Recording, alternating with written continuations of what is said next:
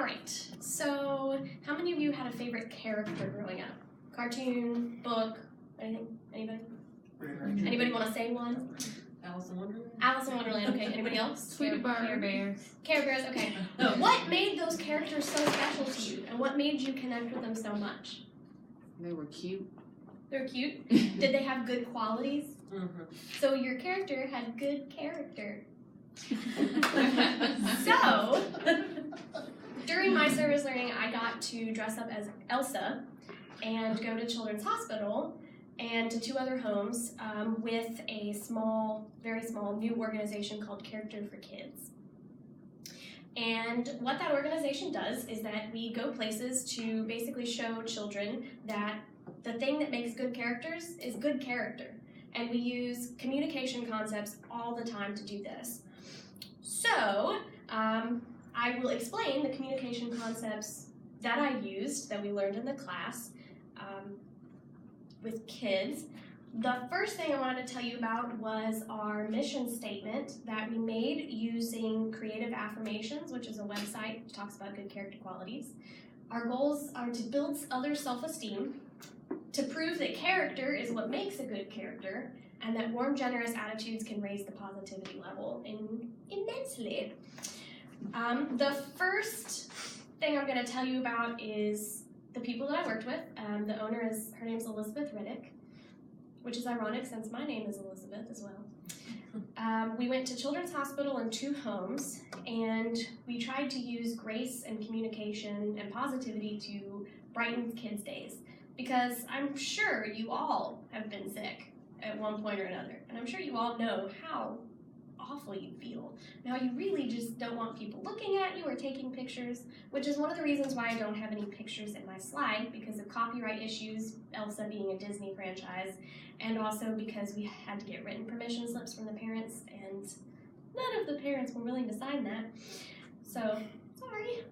The first communication principle that we used, which keep in mind that you know how it feels to be sick.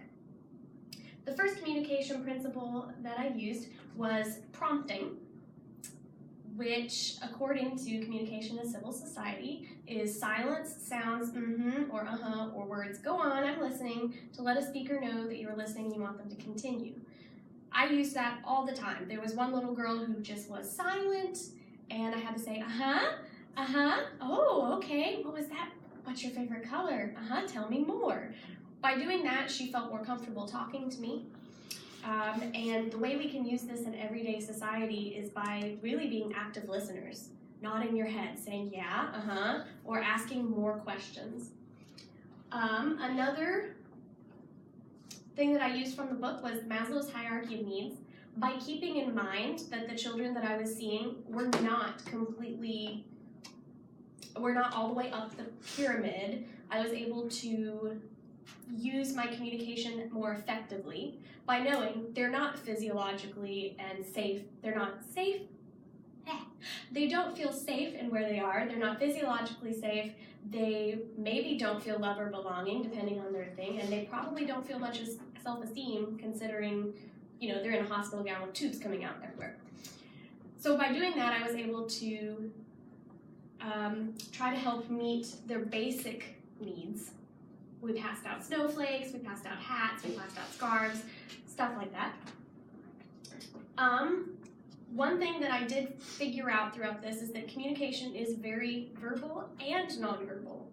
According to Communication in Civil Society course packets, all behavior has symbolic potential. That includes the words we speak, as well as our vocal tone, pitch rate, non-vocal silences, and nonverbal communication. I used that in the mannerisms that I used with the children, which would be opening your arms up, smiling, getting on their level. Even just the smallest things could help open up the communication barrier. Another civil and ethical communication concept that I used was respect. We all know we like respect.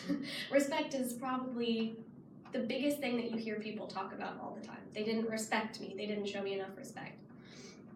According to the Communication in Civil Society packet, actively listening to and showing regard for the ideas of others before evaluating and responding to their message. One example that I saw was when I listened without interrupting to everyone's stories, because everyone has one. And there were a lot of them, and sometimes people would talk over each other, and it's all about respectfully listening to each person. You know, respectful listening creates a stress-free environment and a peaceful environment.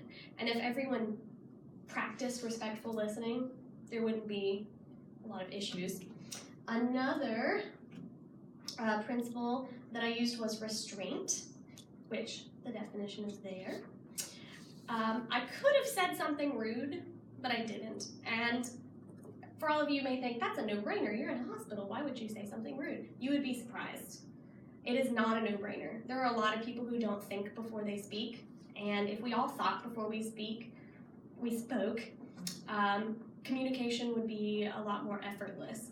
So using all of these tactics, I was able to be a princess character with good character. So in conclusion, I learned a lot about my own character by becoming a character. At Character for Kids, we got to use all these communication concepts to help brighten and make someone's day more positive. And by learning all these things in class, I was able to connect the class to the outside world with things that we were already doing, but I just didn't have a name for it. So, in conclusion, go be your own communication hero or princess.